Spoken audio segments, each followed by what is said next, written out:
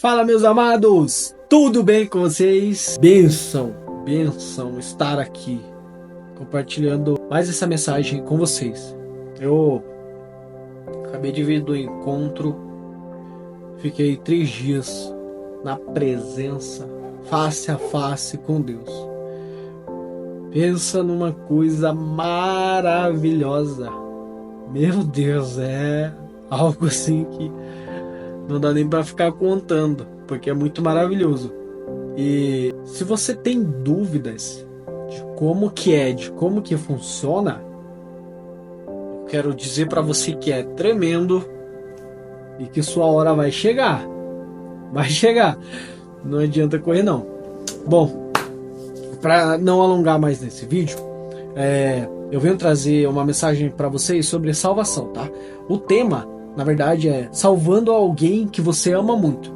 Eu tenho certeza que você conhece uma pessoa, que você tem alguém que você ame muito, seja seu namorado, sua namorada, pode ser o seu amigo ou sua amiga, pode ser seu pai, sua mãe, mas você tem alguém que você ama, que você goste muito, alguém que você seria capaz de fazer algo significativo por essa pessoa.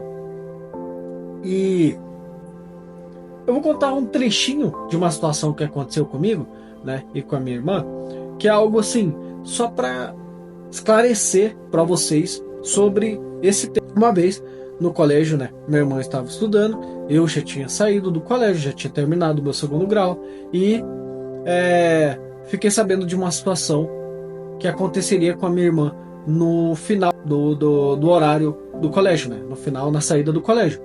Quando eu fiquei sabendo disso, eu morava uma distância um pouco significativa, né, desse colégio. Eu já morava só. E quando eu fiquei sabendo, eu tinha pouco tempo para estar no colégio, próximo do horário da saída. Então, eu me lembro que em alguns minutos apenas, eu tive que correr bastante para chegar a tempo nesse colégio. E correr. A distância era significativa. Eu tive que correr em um tempo, né, pequeno, para chegar a tempo ali na escola, para defender minha irmã, para proteger ela. Minha irmã deve estar por aí, deve estar assistindo esse vídeo. O que eu quero dizer com isso é que eu fui capaz, né, de ir atrás, né, dessa situação, desse colégio, né, da minha irmã, justamente para defender ela. Então, eu tenho certeza que você também é capaz de defender alguém que você ama, alguém que você gosta. Você vai já entender aonde eu quero chegar. Você já passou por uma situação, né? Por algum tipo de situação parecida como essa. Por exemplo, você tem alguém que você ama muito, né? Essa pessoa está em apuros. Essa pessoa está passando por uma aflição muito grande. Essa pessoa está passando por uma necessidade, seja financeira, seja uma necessidade emocional, e você vai até essa pessoa e você ajuda ela, certo? Se você realmente ama essa pessoa, você vai atrás de resolver, de tentar ajudar essa pessoa de algum modo, de algum jeito. Não é verdade? Se você realmente gosta dessa pessoa, você vai fazer isso. E assim, meus queridos, acontece no Evangelho, no que Cristo falou, no que Cristo nos pediu. Ele diz: ame ao teu próximo, assim como você se ama, né? Apesar de ter muita gente com muitos problemas e não conseguir se amar, esse foi o mandamento que Deus nos deixou. Por que você precisa se amar? Porque você não consegue amar outra pessoa, você não consegue amar ninguém se você antes não entender quem você é e como você é. Se você não entender nada disso, nada vai adiantar de você amar, entre aspas, outra pessoa. Porque você não vai conseguir, você não vai entender. No começo você pode até achar que está funcionando, mas depois tudo vai desmoronar. Por quê? Porque você vai colocar sempre essa pessoa acima de você, né? Você vai sempre estar fazendo tudo e qualquer coisa por essa pessoa. Você vai acabar deixando de gostar de você. Com isso, você acaba ficando doente. E não é isso que Deus nos pediu, que Jesus nos pediu. Ah, beleza, você está fazendo tudo por essa outra pessoa, legal, importante, muito importante. Porém, o mandamento é: ame ao seu próximo como a si mesmo. Então você precisa primeiro se amar, para depois amar o seu próximo.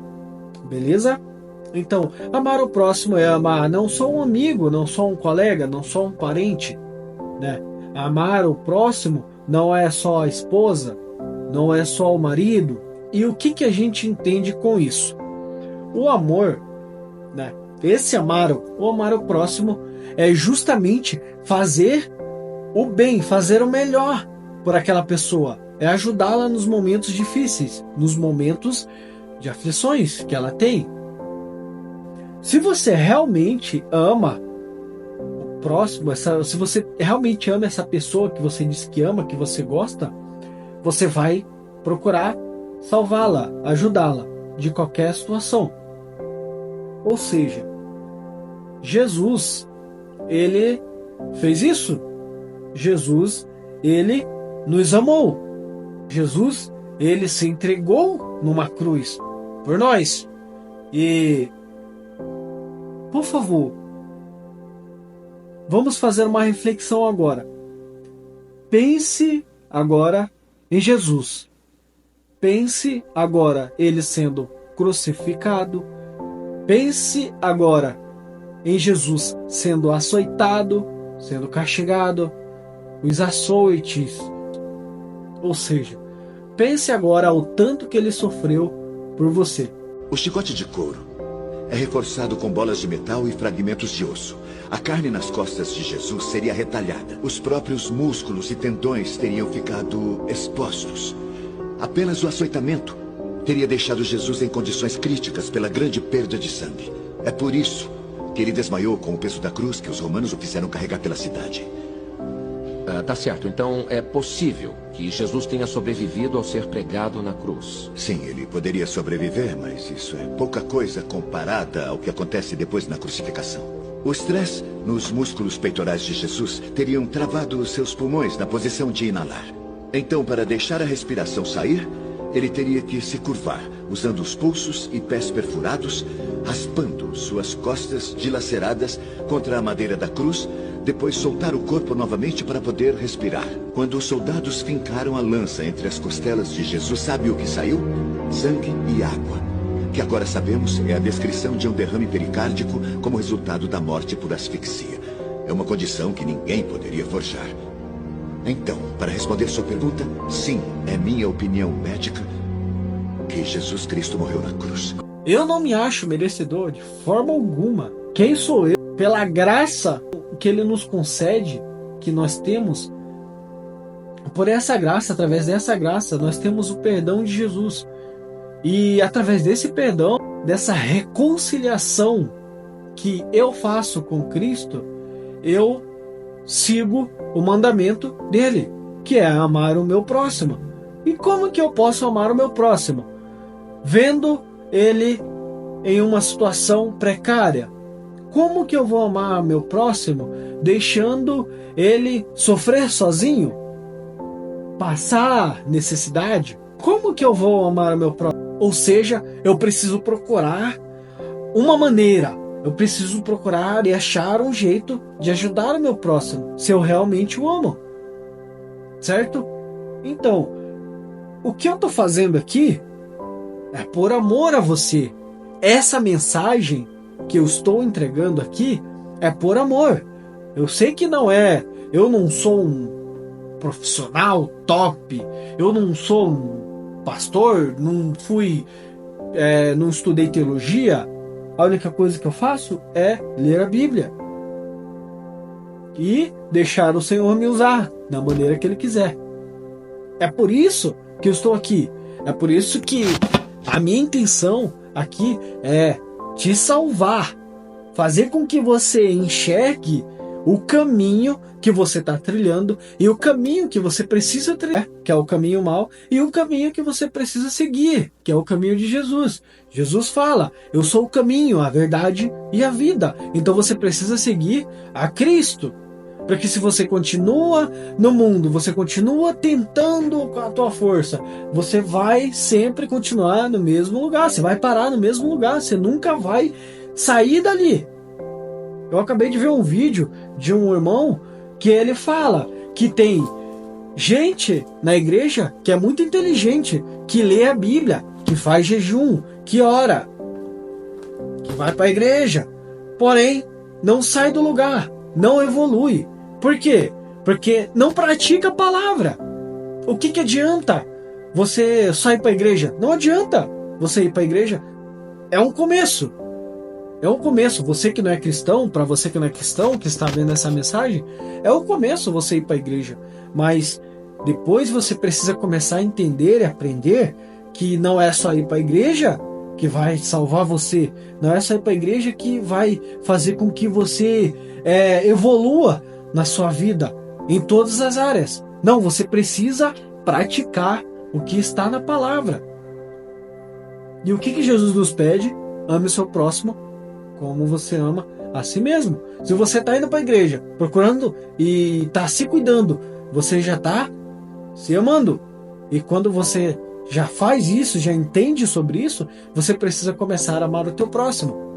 E para você amar o seu próximo, você precisa levar a palavra até ele, fazer com que ele conheça a palavra, fazer com que ele conheça a Cristo. E assim, você está fazendo o que Jesus nos pede.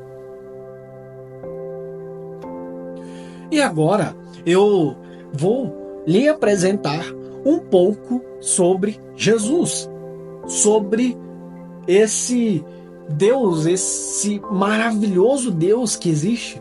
Eu vou apresentar um pouquinho só dele, porque ele é muito grandioso, tem muita coisa para falar de Jesus, porém eu vou ler um capítulo aqui, que está em Isaías 53, e falar um pouquinho para você quem é Jesus, e o que ele fez, o que ele faz até hoje. Tá. Diz assim: pois o Senhor quis que o seu servo aparecesse como uma plantinha que brota. Ele não era bonito, nem simpático, nem tinha nenhuma beleza que chamasse a nossa atenção ou que nos agradasse.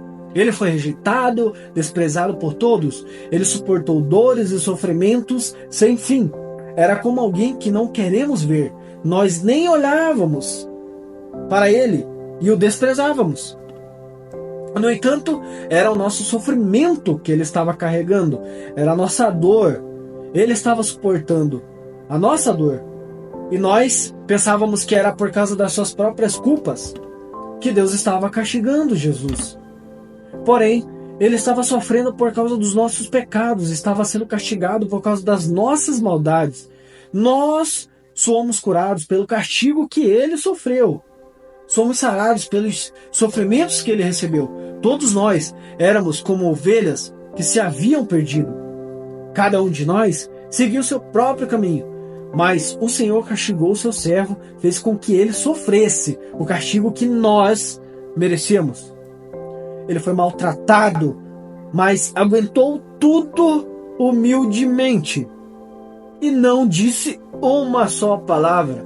Ficou calado como um cordeiro que vai ser morto, como uma ovelha quando cortam a sua lã. Ele foi preso, foi condenado e levado para ser morto. E ninguém se importou com o que ia acontecer com ele. Ele foi expulso do mundo dos vivos. Foi morto por causa dos pecados do nosso povo. Foi sepultado ao lado de criminosos, foi enterrado com os ricos, embora nunca tivesse cometido crime nenhum, nem tivesse dito uma só mentira. Aleluia. O Senhor Deus diz: eu quis maltratá-lo, quis fazê-lo sofrer. Ele ofereceu a sua vida como sacrifício para tirar os pecados. E por isso terá uma vida longa. Aleluia, glória a Deus. E verá os seus descendentes. Ele fará com que o meu plano dê certo. Depois de tanto sofrimento, ele será feliz por causa da sua dedicação.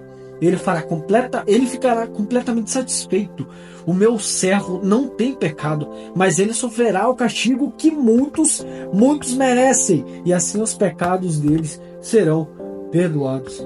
Por isso, eu lhe darei um lugar de honra, glória a Deus. Ele receberá sua recompensa junto com os grandes e os poderosos. Pois ele deu a sua própria vida e foi tratado como se fosse um criminoso. Ele levou a culpa dos pecados de muitos e orou pedindo que eles fossem perdoados. O que Jesus falou na cruz? Você é que é cristão? Até você que não é, provavelmente já deve ter escutado histórias, já deve ter visto filmes.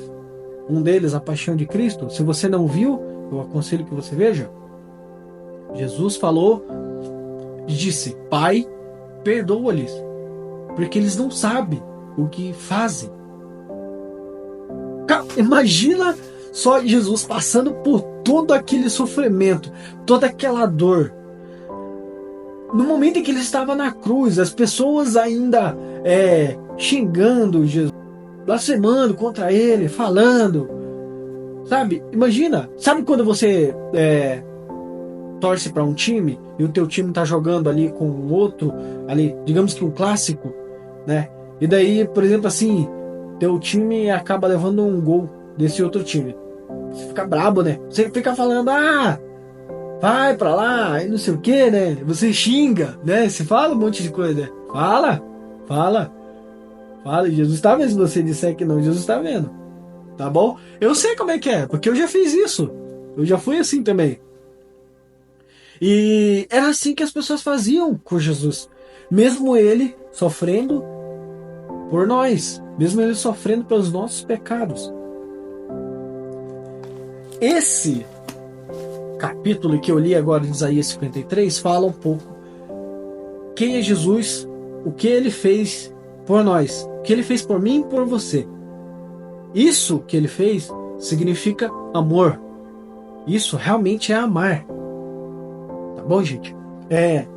Agora, para fechar e complementar o vídeo, eu vou ler uma outra passagem que está em Romanos, capítulo 10, do versículo 9.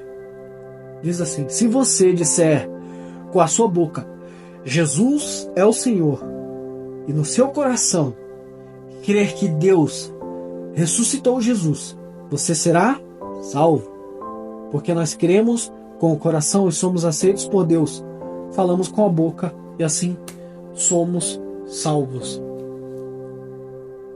Eu te convido agora, neste momento, a fazer isso. Se você ainda não fez, se você acha que fez, então faça de novo, para ter certeza. Se você disser com a sua boca Jesus é o Senhor e no seu coração você crer que Deus ressuscitou Jesus, você será salvo. É a palavra que está dizendo. E para conectar com um tema que eu falei, salvando alguém que você ama muito, eu estou aqui diante de vocês com essa mensagem para que você aceite Jesus, porque realmente eu amo você em Cristo Jesus. Eu amo você. É o mandamento dele. Amar o seu próximo como... E para eu demonstrar esse amor, eu preciso agir. Eu preciso fazer alguma coisa. Eu preciso agir de acordo com a palavra dele. E a palavra dele nos manda espalhar o evangelho. E aqui eu estou usando essa oportunidade que eu tenho, né, de usar as redes sociais para fazer isso. Tá bom? Então isso realmente significa amor. Isso realmente significa amar o meu próximo. Significa fazer algo por essa pessoa, algo importante. Isso que é... Para esse vídeo não ficar muito longo, essa é a mensagem para você, para o teu coração. Eu não gosto de estar aqui pedindo nada para ninguém. Porém, eu preciso que essa mensagem se espalhe e alcance o máximo de pessoas possível. Então, eu peço que, para isso acontecer, que você curta esse vídeo, que você pode comentar, fica à vontade, compartilhe esse vídeo com a pessoa que você ama. Você tem alguém que você ama muito? Compartilhe esse vídeo. Manda esse vídeo para essa pessoa. Faça com que ela ouça e veja um pouco sobre quem é Jesus, o que ele fez, o que ele foi capaz de fazer por nos amar. Tá bom, gente? Fiquem todos com Deus. Um abraço. Jesus ama vocês.